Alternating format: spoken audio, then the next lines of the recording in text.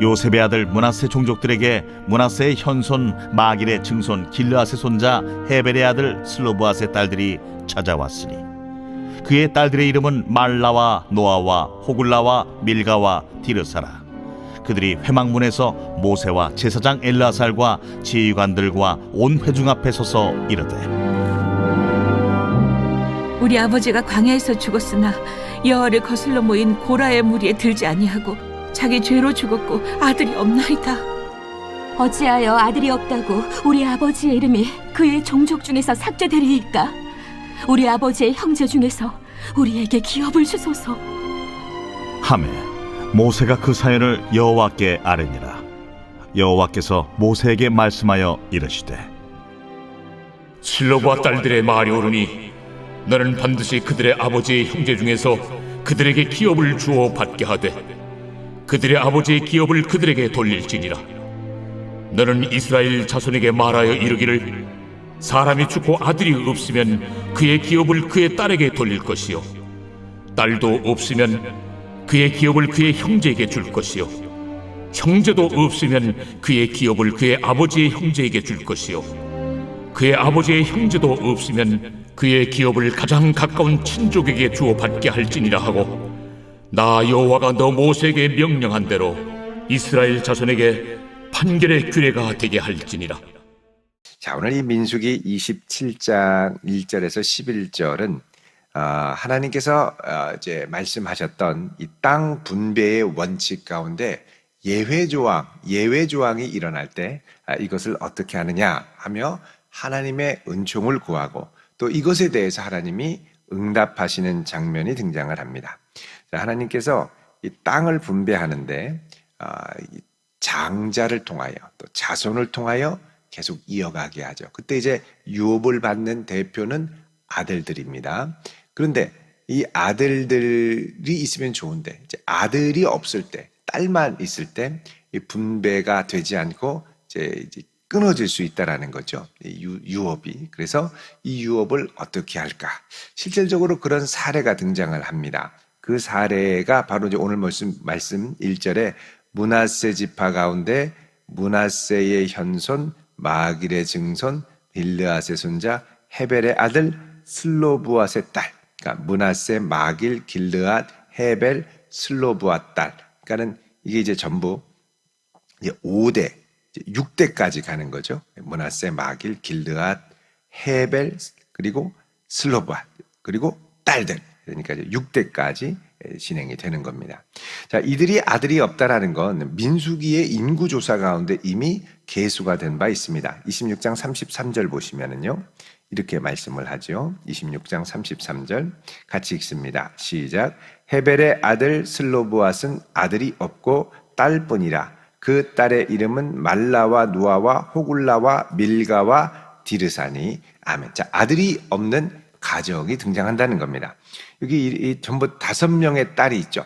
5딸을 낳는 동안 한 아들이라도 있으면 좋은데 이제 아들이 없는 거죠. 그래서 전부 5입니다.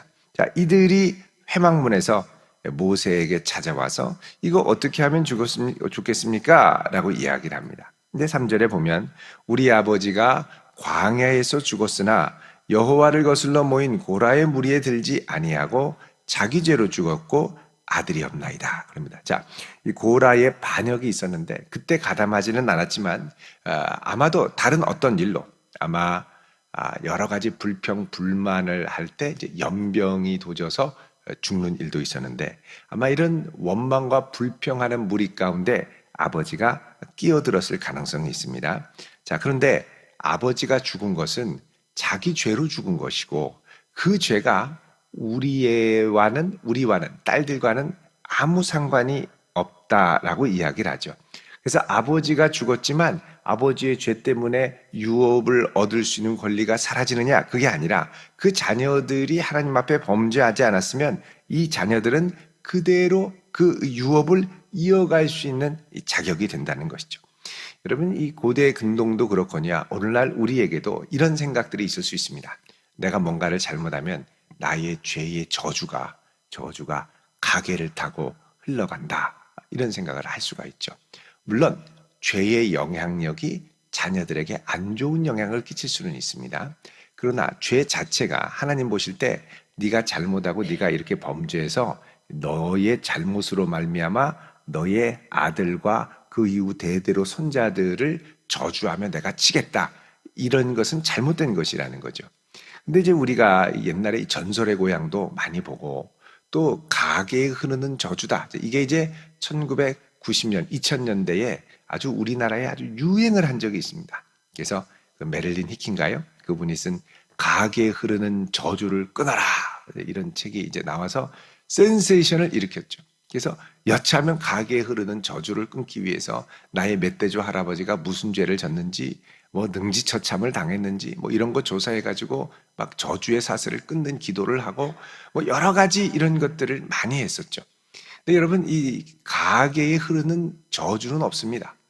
성경은 사람이 각각 자기 죄로 말미암아 심판받고 죽는다고 하죠. 우리 각자가 다 하나님 앞에 이제 단독자로 서는 겁니다. 물론 하나님께서는 내가 하나님 앞에 충성되고 잘할 때는 나를 보고 그 복을 대대로 흘려보내 주시기도 합니다. 부모의 눈물의 기도로 자녀들이 복을 받고 또 부모의 아주 하나님을 향한 헌신으로 자녀가 잘 되고 복을 받게 되는 경우가 종종 있죠. 그런데 부모의 죄로 자녀에게 하나님께서 저주를 내리신다? 이거는 잘못됐다라는 것이죠.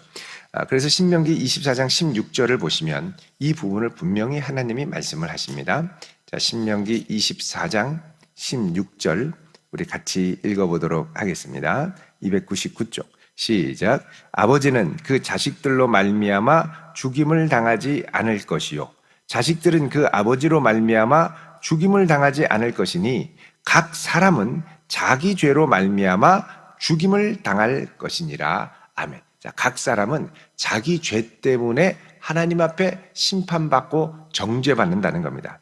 결코 내 죄가 누구에게 흘러가지 않는다는 것이죠. 자, 이런 분명한 확신을 갖고 우리가 가야 이게 휘둘리지 않습니다. 지금도 여전히 일부 어떤 분들은 가게에 흐르는 저주를 끊어야 산다. 그러면서 데리고 가서 너 멧돼지 할아버지가 무슨 죄를 저질렀냐? 너의 고조 할아버지가 무슨 죄를 저질렀느냐? 일제시대에 무슨 죄를 저질렀느냐? 막 이렇게 따지는 분들이 계세요. 여러분, 그게 이제 신앙적인 것이 아닙니다. 이거는 무속적인 신앙입니다. 무속적인 신앙. 샤머니즘이 우리 안에 많이 있어서 무속적인 신앙이고 각자가 하나님 앞에 단독자로 자기의 죄를 회개하고 용서함 받을 뿐이죠. 자, 이 부분을 이 슬로브앗의 딸들은 건강하게 이해하고 말을 합니다. 만약에 본인 안에 우리가 이렇게 된 거는 아들이 없는 건 우리 아버지가 자기 죄로 인해서 죽임을 당하는데 그 저주가 우리 가문 가운데 오기 때문일 거야 라고 스스로 체념하고 말을 안 했으면 사실 이것은 이슈가 되지 않고 그냥 자연스럽게 이 슬로브앗의 딸들은 가계의 기업을 유산을 유업으로 얻지 못하고 사라지게 되죠. 그런데 이제 이 당당한 믿음으로 당당한 마음을 갖고 나와서 이야기를 합니다. 그래서 얘기를 하죠. 4절에 우리에게 아들이 없는데 우리 어찌하여 아들이 없다고 우리 아버지의 이름이 그 종족 중에서 삭제되겠습니까? 그러니 우리 아버지의 형제 중에서 우리에게 기업을 주게 하소서. 자, 아들이 없다고 해서 가문의 기업이 사라지는 게 아니라 아들이 없다면 딸들에게도 이어지게 하소서. 자, 오늘날 같으면 사실 당연한 일인데 그 옛날에는 이제 남성 중심의 사회였죠. 그래서 딸들에겐 돌아갈 몫이 없었는데 당당하게 요구를 하는 겁니다. 자, 들어보니 타당하죠. 그래서 모세가 하나님 앞에 기도합니다. 자, 그러자 하나님께서 모세에게 응답해 주시죠. 7절에 이렇게 말씀합니다. 읽겠습니다. 시작. 슬로브와 딸들의 말이 옳으니 너는 반드시 그의 아버지의 그 기업을 그들에게 돌릴지니라. 아멘. 자, 여기 보면 슬로브와 딸들의 말이 옳으니 그 주장이 옳다는 겁니다. 그러면서 너는 반드시 아버지의 형제 중에서 그들에게 기업을 주어 받게 해라. 자, 반드시라는 말은 하나님의 신적 필연의 역사를 말합니다. 하나님께서 이렇게 기업을 딸들에게 주는 것을 확정하시고 세우시고 시행하신다는 뜻이죠. 그래서 하나님 앞에 아뢰고 기도할 때 하나님께서 우리 기도를 들으실 때에 반드시 우리에게 복을 주시려는 하나님의 계획이 반드시 열리게 되어 있습니다. 이 반드시 하나님의 이 신적 필연 반드시는 적극적으로 눈에 보이게 열릴 때도 있지만 때로는 우리가 이해하지 못하는 방식으로도 열리는 것이 하나님의 반드시이죠. 여러분 요한복음 4장 4절에 보면 참 신기한 반드시가 있습니다. 4장 4절 4장 4절에 보시면 읽어볼까요? 시작. 사마리아를 통과하여야 하겠는지라. 자, 여기 이제 통과하여야 하겠는지라. 요거 이제 좀 풀어서 얘기를 하면 사마리아를 반드시 통과하여야 하겠느니라 이런 말입니다. 요한복음 4장 4절에 여기에는 이제 데이라고 하는 이제 헬라어가 들어 있는데 데이 그러면 must입니다. must. 예수님께서는 사마리아를 must go through 반드시 직진해서 통과해야만 하셨다 이렇게 표현을 하죠. 이게 뭐냐? 이 사마리아 수가성의 여인을 구원하려고 하는 예수님의 신적 필연 반드시가 들어있는 겁니다. 우리가 생각할 땐 이해가 안 되죠. 왜 예수님께서 그 이방인들이 많이 사는 사마리아 지역을 지나가시는지. 근데 거기에는 하나님의 반드시 신적 필연이 들어있더라는 겁니다. 이해하지 못하는 방식으로 예수님이 반드시 거기를 지나가시는 거죠. 그 다음에 마가복음 8장에도 보시면요. 8장 31절 예수님의 또 다른 반드시가 등장을 하죠. 마가복음 8장 31절 66쪽입니다. 신약성경 같이 읽습니다. 시작. 인자가 많은 고난을 받고 장로들과 대제사장들과 서기관들에게 버린 바 되어 죽임을 당하고 사흘 만에 살아나야 할 것을 비로소 그들에게 가르치시되 아멘. 자, 여기 보면 사흘 만에 예수님이 어떻게 해요? 살아나야 할 것을. 살아나야 할 것은 이게 이제 must가 사용이 되어 있습니다. day죠, day. 헬라어 조동사 day. 예수님이 고난받고 버림받고 죽임 당하고 이게 다 제 수동형 동사거든요. 그리고 살아남을 당하는 죽었으니까 건짐을 무덤에서 살아남을 당하는 것을 비로소 제자들에게 가르치셨다. 그러니까 여기서는 예수님의 적극적인 능동의 역사가 아니라 당하는 수동의 역사죠. 고난 당하고 죽임 당하고 채찍질 당하고 이것도 뭐가 있느냐? 하나님의 신적 필연을 통하여 지나가야 할 일이라는 겁니다.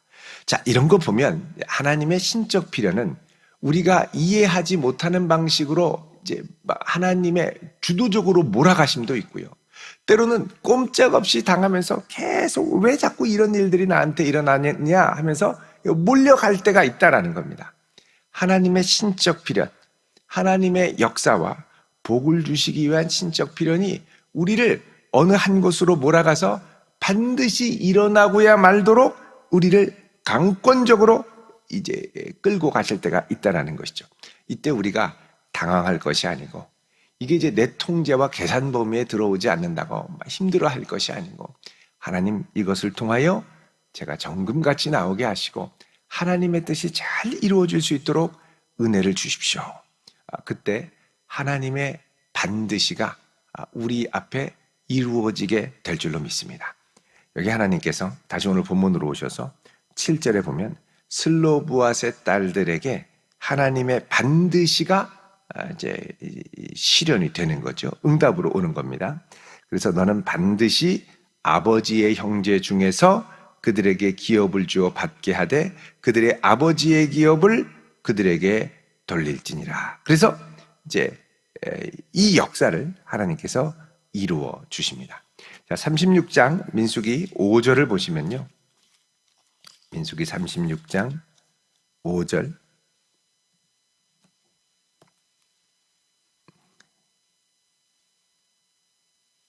여기에 나중에 이제 하나님의 반드시를 인정하고 거기에 추가적인 것들이 이제 더해집니다. 여기 보면 슬로브앗의 딸들에 대한 여호와의 명령이 이러하니라 이르시되 슬로브앗의 딸들은 마음대로 시집 가려니와 오직 그 조상 지파의 종족에게만 시집 가고 그리하면 이스라엘 자손의 기업이 이스라엘 지파에서 저 지파로 옮기지 않고 이스라엘 자손이 다 각기 조상 지파의 기업을 지킬 것이라.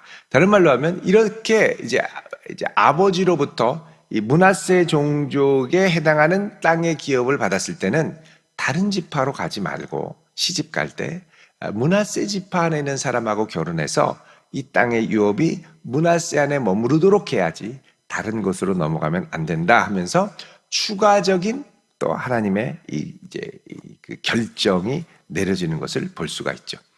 추가적인 제한입니다. 추가적인 역사들.